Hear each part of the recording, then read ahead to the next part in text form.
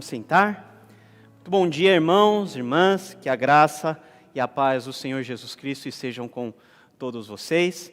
É um prazer estar com vocês e vamos estar juntos nesse período da manhã, nesses dois últimos domingos, hoje dia 20 e semana que vem dia 27, falando um pouquinho sobre o panorama do Novo Testamento.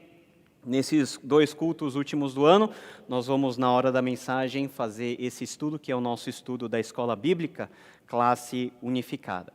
2 domingos atrás, o presbítero Rogério, ele explicou sobre o panorama do Antigo Testamento, 2 aulinhas. O Antigo Testamento é uma porção tão rica que foi bem rápido e foi bem resumido, mas foi bem legal porque nos ajuda a ter uma noção geral daquilo que nos antecede em termos da referência do Novo Testamento. E hoje nós vamos falar sobre o Novo Testamento, sobre os aspectos introdutórios. Isso, vamos lá para o mundo do Novo Testamento. E eu dividi essa aula em 2 momentos, tá bom?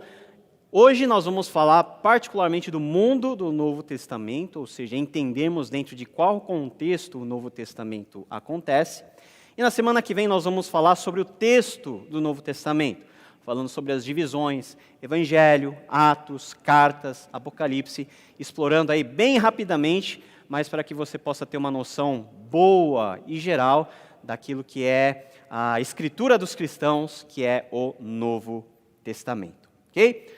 Todos preparados? Vamos orar ao Senhor para que Ele possa nos abençoar. Senhor nosso Deus, te agradecemos por essa manhã e também pela oportunidade que nós estamos aqui para te ouvir, para aprender a tua palavra. Abençoa, Senhor, tanto os nossos irmãos que estão aqui presentes no nosso templo, quanto aqueles que estão em casa, ó Pai, por causa das nossas limitações. Que o Senhor venha falar conosco, que o Senhor nos dê, Senhor, sabedoria e discernimento para compreendermos com exatidão e profundidade a Tua palavra. É assim que nós te pedimos e pedimos tudo isso em nome de Jesus. Amém. Amém? Quando nós falamos do mundo do Novo Testamento, nós precisamos ter em mente dentro de que contexto o Novo Testamento ele acontece.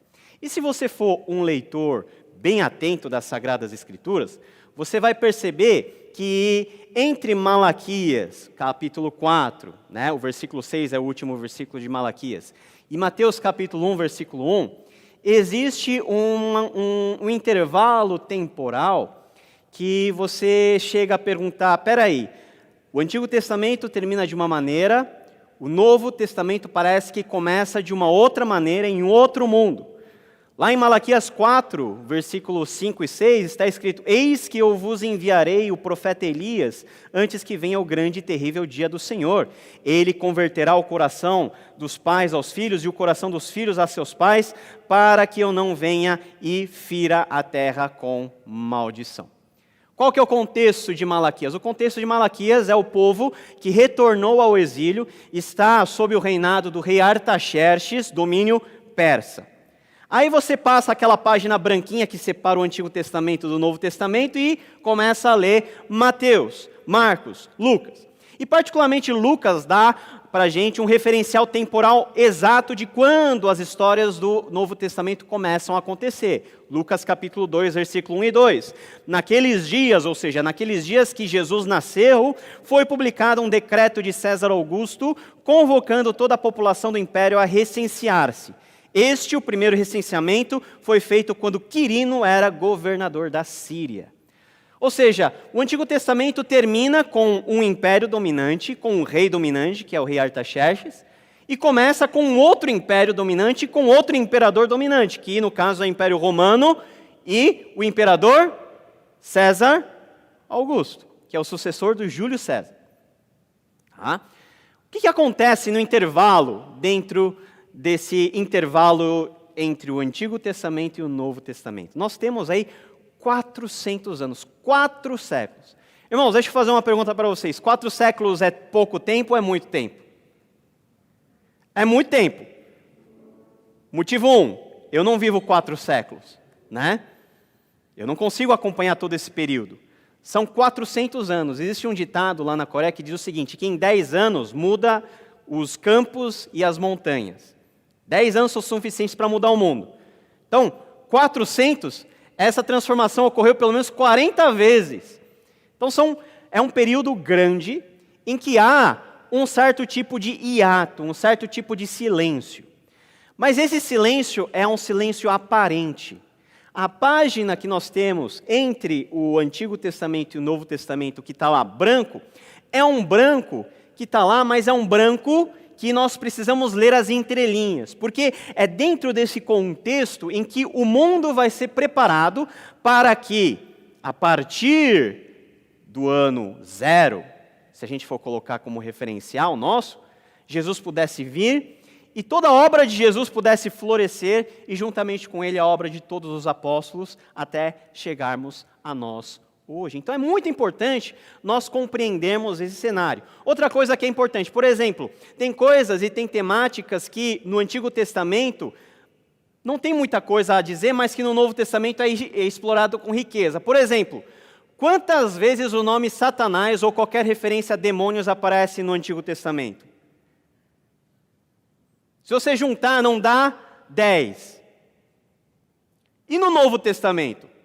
No Novo Testamento, parece que destamparam a panela de pressão e tem demônio para todo lado. E Jesus passa o dia inteiro expulsando demônio. E você pode perguntar assim, mas de onde veio tanto demônio assim? Se no Antigo Testamento não se falava praticamente desses seres e no Novo Testamento parece que todo mundo resolveu sair de uma vez e causar todos os danos que causou. Ou, no Antigo Testamento, você não vê algumas instituições, por exemplo, Jesus vai para a sinagoga. Mas sinagoga? No Antigo Testamento não tem sinagoga, no Antigo Testamento tem o templo. Aí você vai ver que Jesus tem um encontro acalorado com vários tipos de líderes religiosos, entre eles os fariseus, os saduceus, os escribas. Você vai procurar fariseu, saduceu e escriba no Antigo Testamento, você não vai encontrar.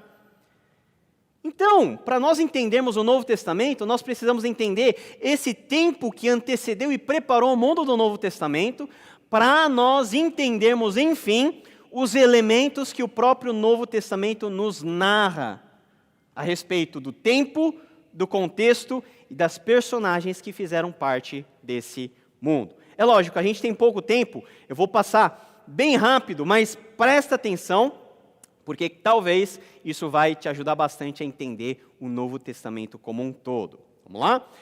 Pessoal, o Antigo Testamento, como eu disse, ele termina com o povo de Israel debaixo do domínio de um império muito poderoso, que é o Império Medo-Persa. Tá? O livro de Daniel vai nos mostrar direitinho essa história. O povo é levado cativo por Nabucodonosor, que era do Império Babilônico, mas os babilônicos eles perdem e o Ciro, o Grande, o rei da Pérsia, domina todas as coisas, inclusive o povo judeu. Entretanto, o rei Ciro ele emite um decreto para que os judeus que estavam exilados pudessem voltar para a sua terra natal, principalmente Jerusalém, para que eles pudessem reconstruir o templo. E é nesse contexto que o Antigo Testamento ele acaba de uma maneira brusca, de uma maneira que não tem uma finalização. Porque todas as promessas, por exemplo, referentes à restauração de Israel, à vinda do Messias, não são cumpridas e sequer são narradas no Antigo Testamento. Então nós podemos dizer que o Antigo Testamento ele termina com reticências. Mas que reticências são essas?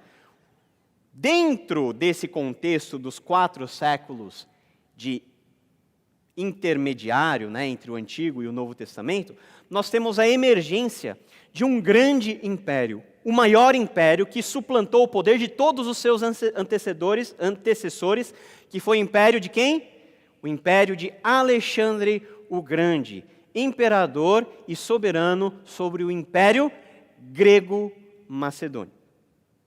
Então, nesse período histórico em que a Bíblia não nos narra, nós temos a ascensão e a queda do Império Grego, e depois que o Império Grego ele vai perdendo a sua força, um outro polo de poder, uma outra força hegemônica começa a dominar todas as coisas, que é o Império Romano. Então, o Antigo Testamento termina com o Império Medo-Persa, o Novo Testamento começa com o povo debaixo do domínio do Império Romano, e nesse meio nós temos o desenvolvimento do Império Grego. E você pode me perguntar, mas por que é importante conhecermos esse contexto? Nós temos uma série de sequências aí, né? Nós temos a queda do Império do Reino do Norte, Israel, temos a queda do Reino do Sul, Judá. E toda essa história nos ajuda a entender como que o Antigo Testamento termina e como a história ganha impulso para que o Novo Testamento possa acontecer. Então, aquela página em branco que separa o Antigo do Novo Testamento é um testemunho silencioso de quase 400 anos. E durante esses 4 séculos, o mundo experimentaram uma transformação nunca antes vista na história da humanidade.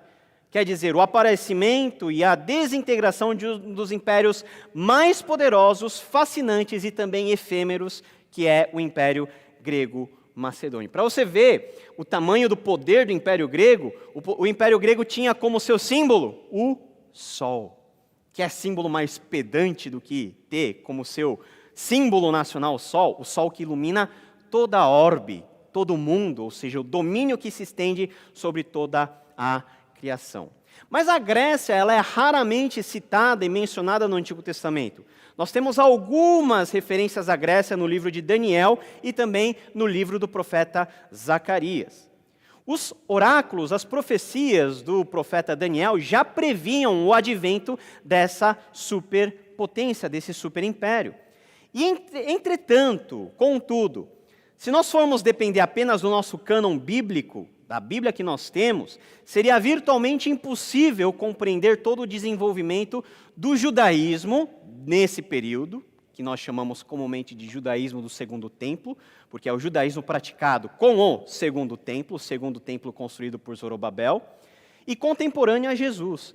E também nós não poderíamos entender todo o desenvolvimento posterior desse judaísmo a partir do final do 1º século, efetivamente com a destruição do Templo de Jerusalém em 70 depois de Cristo.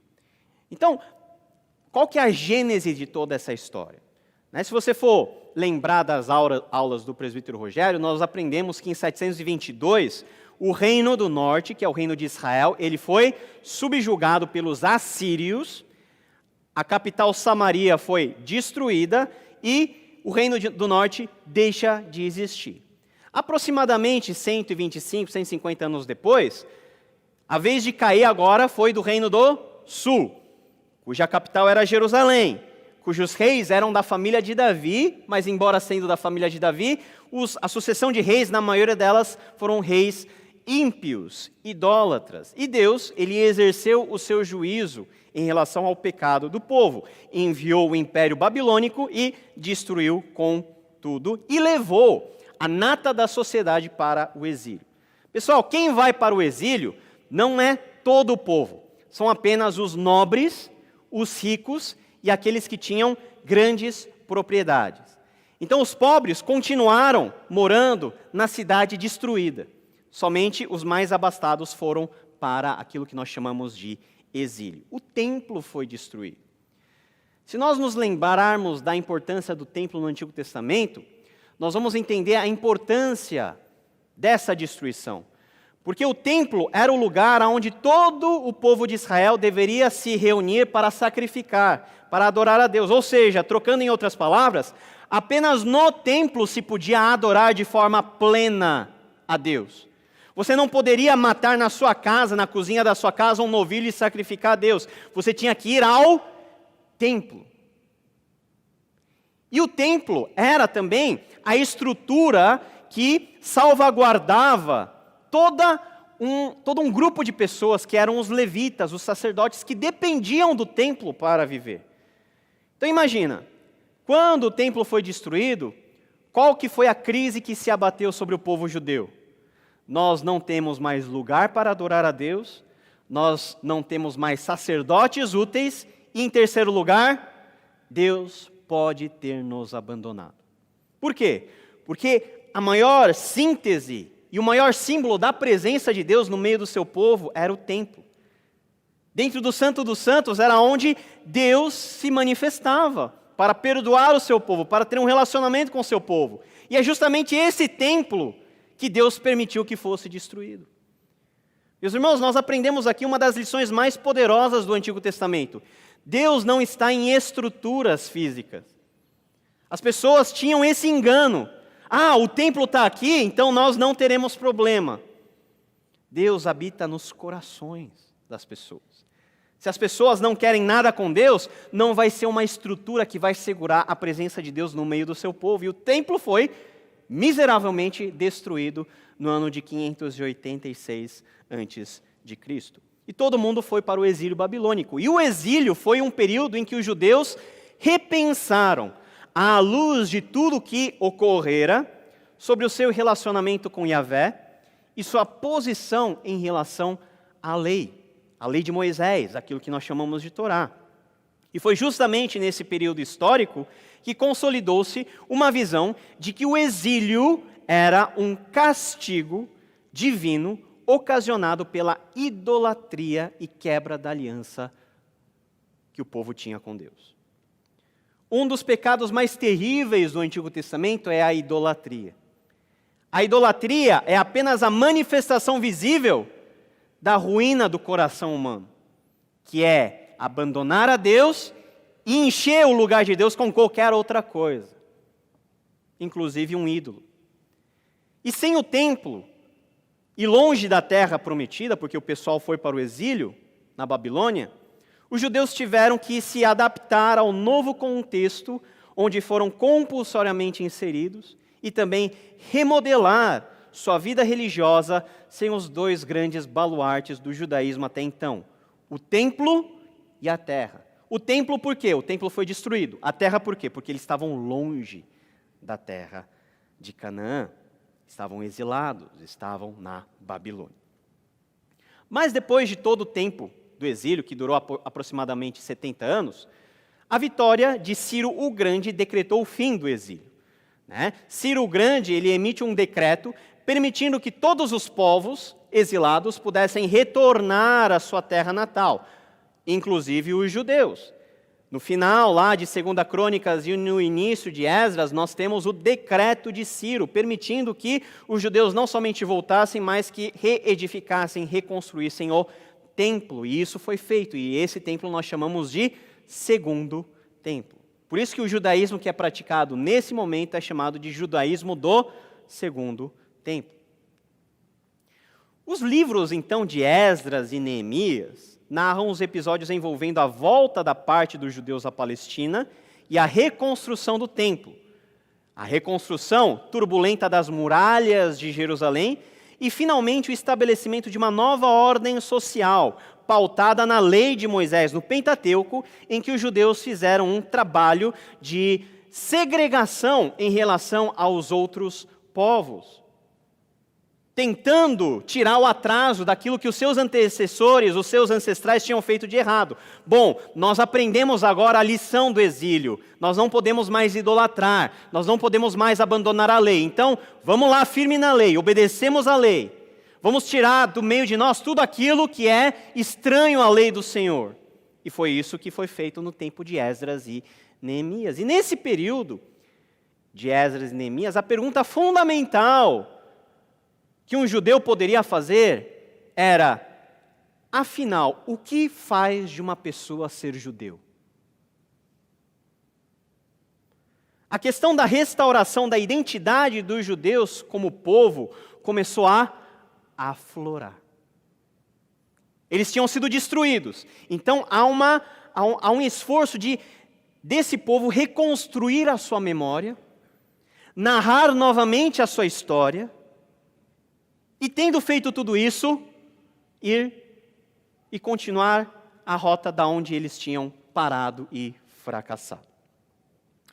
O Craig Blomberg é um teólogo do Novo Testamento muito renomado, que escreveu esse livro, Introdução aos Evangelhos, que é um livro excelente. Ele diz o seguinte: Os judeus naturalmente não estabeleceram um reinado, mas começaram, na medida do possível, a olhar para os dias futuros. Sua elevada preocupação com a lei na época se baseava na crença de que os exílios no passado foram castigos por desobediência, que Deus lhes concederia a completa liberdade quando alcançassem um nível significativo de obediência à sua palavra. Durante a vigência do domínio medo-persa, a religião judaica passou por importantes transformações.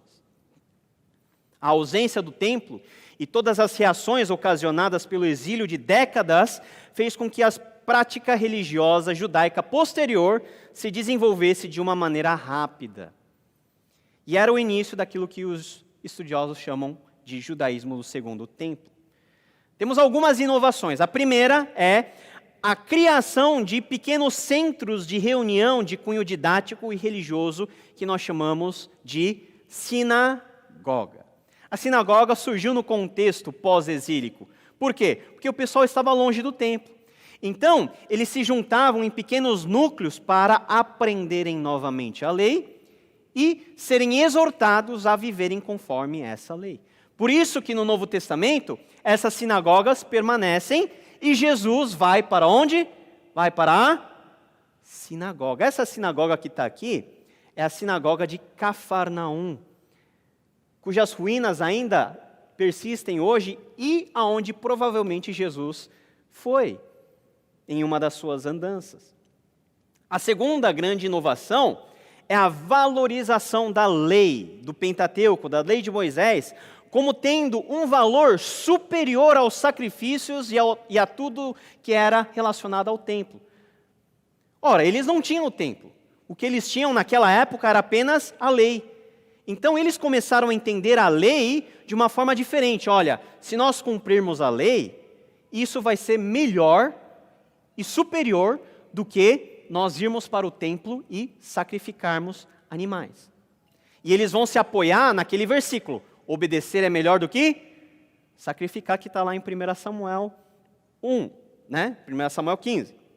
Não se tratava, porém, da substituição do templo pela prática da lei, mas sim a valorização da observância dos preceitos da Torá como forma de manter a identidade religiosa judaica. Porque era justamente nisso que eles caíram. Por que eles foram para o exílio? Porque eles não obedeceram à lei. No retorno, eles já vêm com essa consciência: agora nós não podemos mais abandonar a lei, porque olha o que aconteceu com a gente, olha da onde nós estamos voltando, do exílio. E o Bloomberg ele vai continuar dizendo o seguinte: eles, ou seja, os judeus, se valeram de textos bíblicos como 1 Samuel 15, 22, obedecer é melhor do que sacrificar, e instituíram as orações de arrependimento e as boas obras como meios de expiação pelo pecado. Os judeus procuravam aplicar a Torá, ou seja, a lei, a cada área da sua vida, de forma que um corpo de tradição oral, interpretação e aplicação começou a crescer em forma de lei escrita de Moisés, para explicar como implementar seus mandamentos nos novos tempos e lugares. Tanto a sinagoga como a lei oral caracterizaram a forma proeminente a interação de Jesus com o judaísmo nos séculos mais tarde. Ou seja, as pessoas começaram a ter uma sede realmente em guardar a lei. E os grandes professores da lei começaram a criar mecanismos para facilitar as pessoas a guardarem a lei. E isso começou a ser construído, mas essa tradição que foi criada para nos ajudar, para ajudar os judeus a guardarem a lei, na época de Jesus vai se transformar não mais numa ajuda, mas justamente na pedra de tropeço. E é aí que Jesus tem uma grande querela e discussão com os fariseus particularmente. E a terceira grande transformação e inovação que ocorreu dentro do judaísmo foi o estabelecimento do aramaico como língua corrente.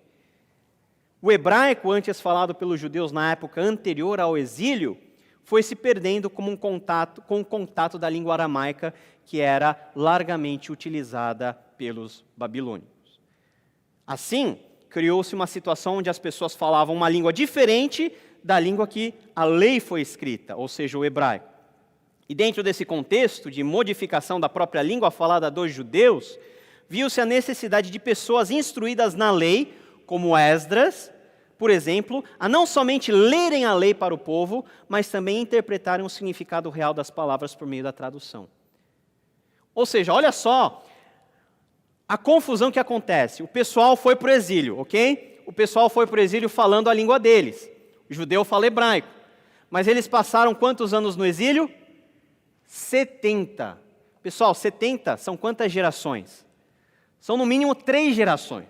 Então vai o avô, o pai e o filho. A língua que o avô foi falando, que é o hebraico, o neto já não voltou falando, porque o neto já aprendeu a falar a língua daquele contexto que é a língua aramaica. Então, quando eles voltaram, eles se viram nessa situação. Como que nós vamos aprender a lei se a lei está escrita em hebraico e nós só sabemos falar aramaico?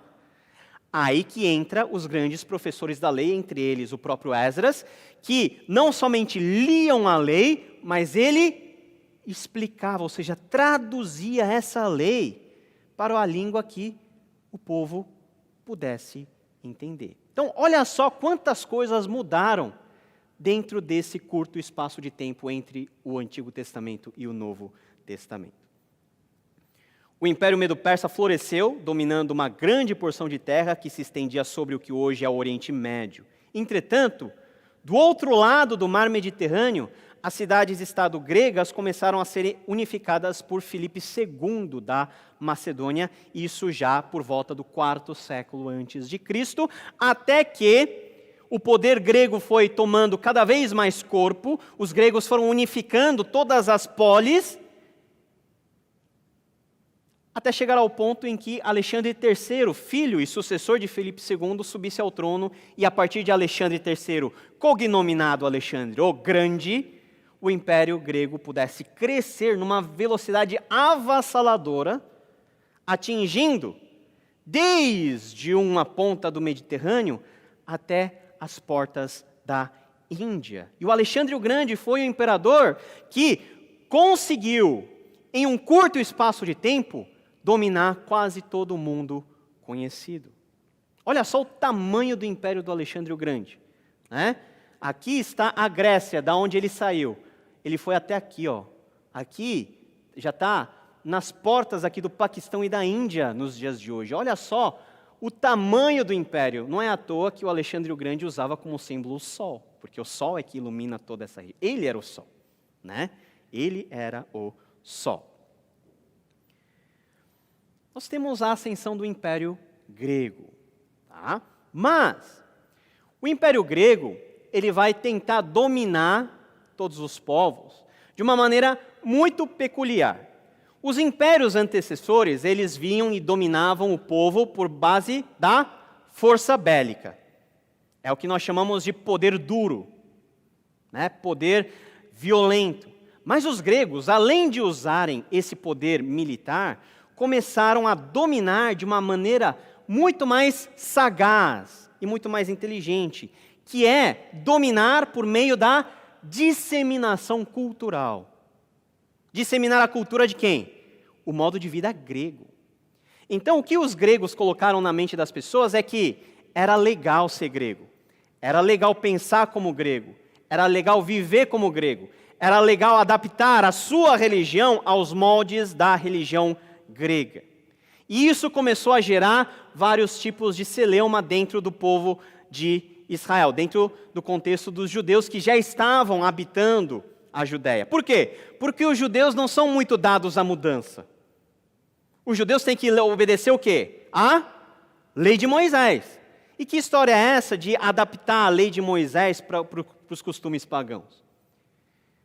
Começou-se então essa discussão, que vai se intensificar no tempo posterior ao tempo de Alexandre, quando o império ele é dividido entre os seus sucessores, os generais, né? E o império vai tomando essa forma mais esfacelada. O mais importante para nós é nós tomarmos esses dois domínios, né?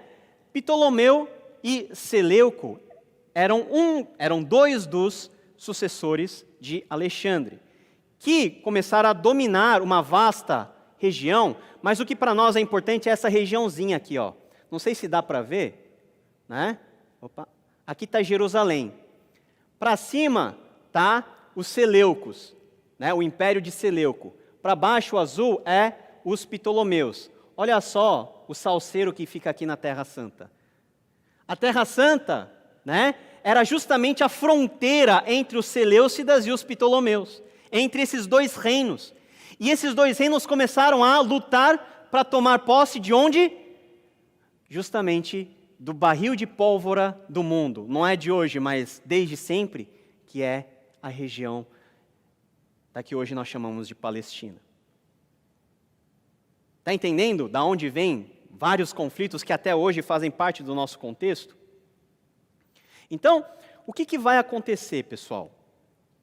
Esse processo de helenização vai gerar uma forte comoção dentro do judaísmo. Os Ptolomeus, eles eram muito mais legais com os judeus. Eles começaram a dominar primeiro a região da Palestina, até o ano de 198 a.C., e eles eram bem tranquilos, deixavam que os judeus tivessem uma relativa autonomia, não impunha pesadas obrigações, mas os Ptolomeus perderam a guerra para os Seleucidas e eles acabaram perdendo essa faixa da Palestina, ou seja, para os Seleucidas. Os Seleucidas começaram a dominar. E os Seleucidas começaram a dominar os judeus. Começaram a ser a força majoritária sobre eles. Mas qual que era o grande problema dos Seleucidas? Os Seleucidas não eram tão legais assim. Porque eles queriam que os judeus se transformassem em gregos. Eles queriam que a religião judaica se transformasse numa religião onde assimilasse os vários e tantos deuses da cultura grega. E esse é o processo que vai gerar uma das maiores crises dentro do judaísmo desse período intertestamental. Para você ter uma ideia, a série de reis dos Seleucidas que vão começar a dominar, a Palestina, eles vão empreender, por exemplo, vários tipos de reformas dentro de Jerusalém. Entre as reformas estava a construção de um ginásio. Toda a cidade grega tinha um ginásio, mas não era o ginásio que nós temos hoje, era tipo um anfiteatro do formato de um coliseu, onde eram praticados os jogos de esporte. Mas você pode perguntar, qual que é o problema de ter um ginásio no meio da cidade de Jerusalém? Esporte faz bem para a saúde, não é? Qual que é o problema? Por que os judeus ficaram irados? Como que o esporte era praticado no contexto grego? Só por homens, e por homens nus. E para um judeu, esse negócio de ver um monte de homem correndo pelado, não é uma boa, porque isso vai contra a lei. Os Seleucidas também tiveram a genial ideia de usar o templo de Jerusalém, o templo dedicado ao Deus de Israel, para colocar lá dentro o quê? As suas divindades. E quando isso aconteceu, aí que a crise finalmente veio num estágio insustentável.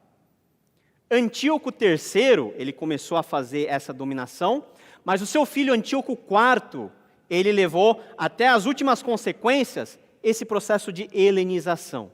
Ou seja, o que é helenização?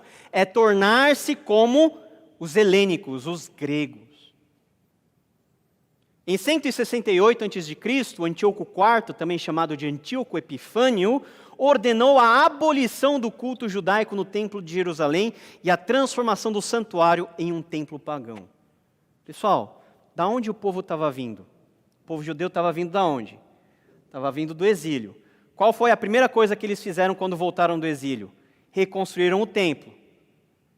E o que o Antíoco Epifânio estava falando? Vamos fechar o templo para os judeus. O que o Antíoco Epifânio estava querendo era cortar na raiz a religião judaica. E ele pensou, ora, a melhor maneira possível de fazer isso é fecha as portas do templo e faz com que o templo se transforme em quê? em um templo pagão. Aí acabou o judeu, porque o judeu está centrado no templo. Mas, isso que o Antíoco fez, gerou uma crise de revolta, que é muito bem narrado na literatura apócrifa de 1 aos Macabeus. 1 Macabeus. Pessoal, nós temos os livros apócrifos do Antigo Testamento que são escritos nessa época. A nossa confissão, a Confissão de Fé de Westminster, no capítulo 1, diz que os apócrifos não são de inspiração divina e não devem ser lidos de forma devocional e nem devem ser base de doutrina. Entretanto, alguns livros apócrifos, como o 1 Macabeus, embora não seja um livro inspirado, é uma boa fonte histórica. E olha só o que o livro de Macabeus diz no capítulo 1, versículo 10 até o versículo 15. Olha, sente o drama. Se imagina como judeu e sente o drama do que estava acontecendo. Deles saiu aquele rebento ímpio, Antíoco Epifânio, filho do rei Antíoco. Ele tinha estado em Roma como refém e se tornara rei no ano 137 da dominação dos gregos. Por esses dias apareceu em Israel uma geração de perversos que seduziram a muitos com essas palavras. Vamos, façamos aliança com as nações circunvizinhas, pois muitos males caíram sobre nós desde que delas nos separamos. Agradou-lhes tal modo de falar, e alguns dentre o povo apressaram-se em ir ter com o rei, o qual lhes deu autorização para observarem os costumes pagãos. Construir então em Jerusalém uma praça de esportes, segundo os costumes das nações, reestabeleceram os seus prepúcios e renegaram a aliança sagrada. Assim associaram-se aos pagãos e se venderam para fazer o mal. Então, o que eles fizeram? Muitos judeus começaram a achar chique ser grego. Então, o que a gente vai fazer? Vamos viver como grego. Inclusive, não indo mais para o templo. Inclusive, revertendo o maior sinal para um judeu, que é a circuncisão. Para o homem, ser circuncidado era símbolo de ser judeu, filho de Abraão. E muitos judeus, por causa dessa influência dos gregos, reverteram a circuncisão, é o que o texto fala. Situação caótica, que foi contornada como? Antes disso, no ano de 167, o Antíoco ele fez algo que finalmente trouxe um estado de revolta. E foi o tiro no pé que ele deu. Ele podia não ter feito isso, mas ele fez questão de fazer. O que ele fez? Ele levou uma porca ao altar de sacrifícios do templo de Jerusalém e sacrificou a porca ao deus Zeus, o Zeus olímpico. Pessoal, porco é um animal puro ou impuro dentro da tradição judaica? Impuro. E o que é você sacrificar uma porca no altar do templo? É o máximo do sacrilégio. E ainda, dentro do templo, colocar a estátua do deus Zeus olímpico. É essa referência que lá em Mateus 24, Jesus vai chamar de abominação da desolação. E quando os judeus viram isso, eles ficaram irados, a tal ponto de uma família específica, chamada família dos Macabeus. Macabeu significa martelo, então você imagina a suavidade dos caras. Martelo, é tipo o martelo do Thor. Né? Eles vieram com tudo, a partir de Judas Macabeus, Matatias, família de sacerdotes. Eles começaram a promover guerrilhas contra os Seleucidas. E isso foi tão exitoso e tantas pessoas se juntaram a esse plano que em um intervalo de menos de 50 anos, os macabeus conseguiram finalmente purificar o templo, e essa rededicação do templo é o que os judeus hoje, no período de dezembro, celebram como a festa do Hanukkah, a festa da dedicação. É a rededicação do templo que havia sido profanado pelos Seleucidas. Então os macabeus, eles vêm, fazem uma guerrilha, juntam um exército e começam a lutar contra a força dos seleucidas, até que eles conseguem ganhar a parada e eles conseguem, depois de muito tempo, obter um breve momento de independência dos judeus em relação a qualquer tipo de força estrangeira. Os macabeus começam, então, a governar os judeus. Tem uma dinastia dos macabeus. Mas como toda dinastia, e isso não é só luxo dos macabeus, toda a dinastia de poder humana é assim, começa bem e termina mal. Você já reparou nisso? Tudo é assim, começa bem, passa por filho, passa para o neto, passa para o bisneto e a coisa começa a piorar. Os macabeus começaram muito bem, fazendo reformas, reconstruindo a nação, mas a própria briga interna pelo poder dentro da família dos macabeus acabou fragilizando essa dinastia, ao ponto de que eles começaram a fazer alianças estratégicas, inclusive com o nascente Império Romano, que ainda na época era república, mandando emissários para Roma, fazendo tratados, e o final da história é que os macabeus finalmente vão ser subjugados justamente pelos romanos, a quem eles recorreram para ajudá-los. Mas o interessante é que nessa época de grande comoção e de grande turbulência, é que surge vários tipos de personagens que são conhecidos no Novo Testamento. Por exemplo, os fariseus. Pessoal, quem são os fariseus? A gente tem um estereótipo de fariseu, não é? Quando nós falamos de fariseu, já vem uma classificação na sua cabeça. Todo fariseu é hipócrita. Mas os fariseus não nasceram assim.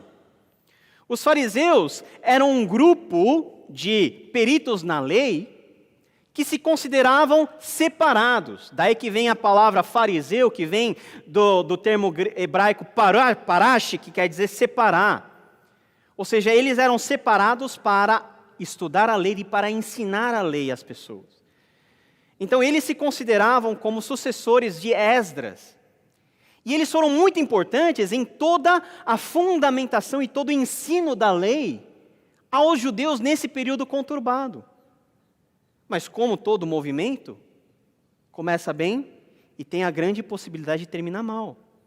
Porque toda a tradição que os fariseus construíram para, num primeiro momento, ajudar as pessoas a obedecerem à lei de Moisés, foi justamente a tradição que, mais para frente, na época de Jesus, já estava dificultando muito a vida de todo mundo. Então as pessoas não conseguiam nem satisfazer a tradição e muito menos cumprir a lei. E é por isso que Jesus chama eles de hipócritas, porque eles são uma coisa por dentro, mas por fora são outra.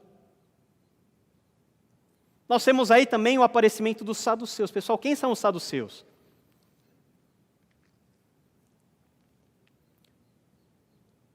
Quem são os saduceus? Sabe quem são os saduceus? Lembra dos judeus que eu falei, que tinham uma quedinha pelos gregos? Os saduceus eram justamente essas pessoas. Que, olha só que engraçado, na sua maioria eram constituídos por sacerdotes. Então, os sacerdotes do templo, aqueles que justamente estavam lá para cumprir a lei, muitos deles já tinham uma quedinha pelo jeito grego de se pensar. E qual que é o problema do jeito grego de se pensar? É porque a filosofia grega começou a ganhar espaço dentro dos judeus. E é esse o motivo dos saduceus não acreditarem na ressurreição. Por quê?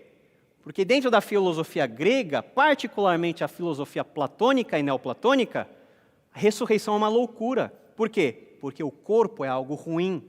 Então, como que você quer ressuscitar num corpo se o corpo é algo essencialmente ruim? Então, os saduceus tomaram essa ideia e falaram o seguinte: não tem mais ressurreição, não. Não tem mais, nesse negócio de ressurreição não existe. Então, olha só o nível, de degradação da liderança religiosa pouco tempo antes de Jesus vir à Terra. Então, tem os fariseus, tem os saduceus, e tem um grupo meio estranho, meio excêntrico, meio alternativo, que são os essênios. Quem são os essênios? Essênios são vários grupos, tá, religiosos que tinham basicamente o entendimento de que os saduceus estavam errados e, por isso, tudo que era feito no templo não tinha mais validade. Então, como o templo já estava paganizado e como os sacerdotes já estavam todos eles, né, helenizados, vamos arranjar outro jeito de adorar a Deus. Vamos para o deserto. Lá no deserto a gente vai criar uma nova comunidade e nessa nova comunidade nós vamos aprender a guardar a lei de verdade. Por isso que tem os essênios que vão formar, dentre outras comunidades, uma comunidade importante, que é a comunidade de Qumran, da onde vão surgir os manuscritos do Mar Morto. Até tem uma discussão se João Batista era ou não familiar a esses essênios. Pode ser que sim, pode ser que não está escrito, então ninguém sabe. Mas os essênios eram pessoas, uma parcela importante, que tinha um código de conduta ética rigoroso. Para você entrar era difícil e você sair era quase impossível. Havia uma comunidade, você abria mão dos seus bens para que a comunidade fosse beneficiada, enfim. Toda essa galera aqui, todo esse pessoal, fariseus, saduceus e essênios, começam a nascer justamente nessa época conturbada. Por isso que é importante a gente entender primeiro o mundo do Novo Testamento, para que a gente possa, no domingo que vem, falar do texto do Novo Testamento. Porque Jesus vai falar com os fariseus e você vai perguntar, mas quem são os fariseus? De onde eles vieram? Quem eles são?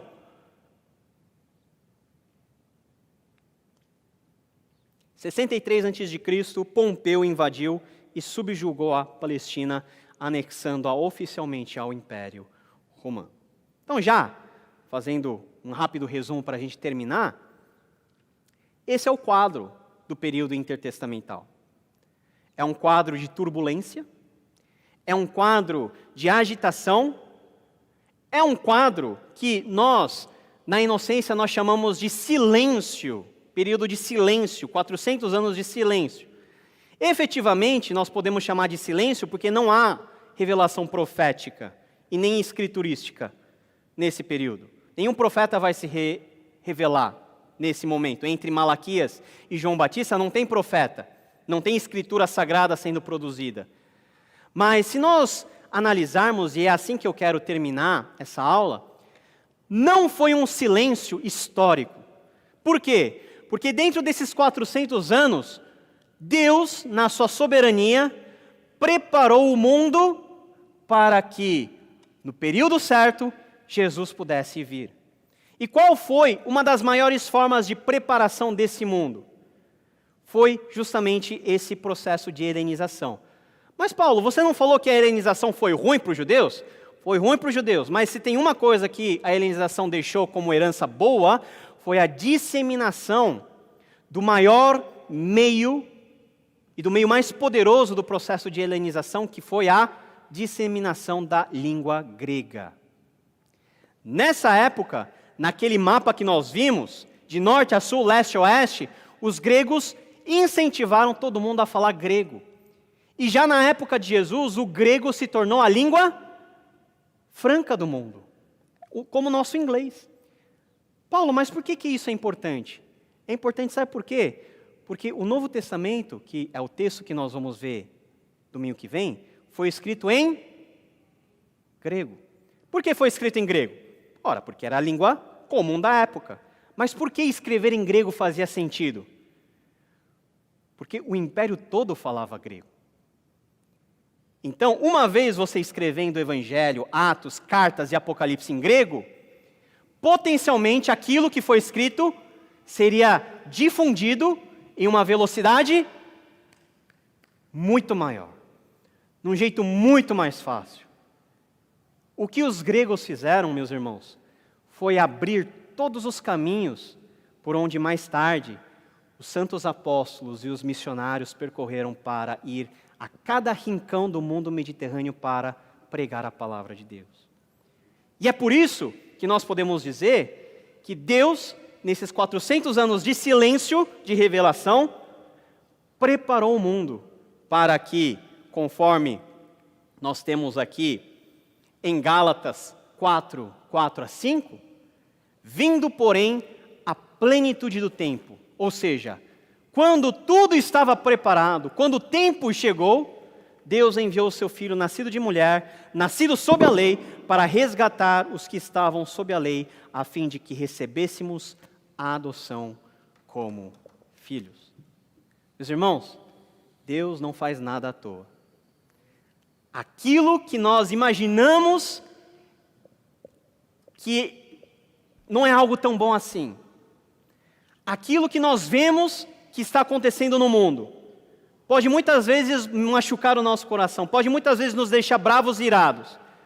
Mas se tem uma certeza que nós não podemos deixar de ter, é que ainda assim Deus tem o controle da história, porque Deus é o Senhor da história. É Ele que escreve. Às vezes nós é que não entendemos, mas Ele escreve. E quando Ele escreve, é para que tudo possa gerar num fim, que em primeiro lugar, Ele possa ser glorificado e também que o Senhor Jesus possa ser largamente anunciado entre as nações. Deus abençoe a sua vida, nós continuamos essa mensagem na semana que vem. Vamos colocar de pé, vamos adorar o Senhor com uma última canção.